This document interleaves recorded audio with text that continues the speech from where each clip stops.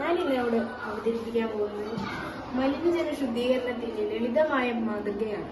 ഇതിലെ ഓരോ കപ്പിലും വ്യത്യസ്ത ഫിൽട്രേഷൻ മെറ്റീരിയൽസ് ഉൾക്കൊള്ളുന്നു. ആദ്യ കപ്പിൽ വലിയ ചരലുണ്ട്. ഈ പാളി വെള്ളത്തിൽ നിന്ന് ഇലകൾ അല്ലെങ്കിൽ ചെറിയ കല്ലുകൾ എന്നിവ പിടിച്ചെടുക്കുന്നു. ചെറിയ ചരൽ ഈ ഘട്ടത്തിൽ വലിയ ചരലിലൂടെ വഴുതി വീഴുന്ന സൂക്ഷ്മ കണങ്ങളെ കുടുക്കുകയും വെള്ളത്തെ കൂടുതൽ ശുദ്ധിയുള്ളതാക്കുകയും ചെയ്യുന്നു. കൽക്കരി ഈ പാളി വെള്ളത്തിൽ നിന്ന് മാലിന്യങ്ങൾ, ദുർഗന്ധം, ചില രാസവസ്തുക്കൾ എന്നിവ പിടിച്ചെടുക്കുന്നു. മണൽ ഇത് ചെറിയ കണികളെ പോലും ഫിൽട്ടർ ചെയ്യുന്നു.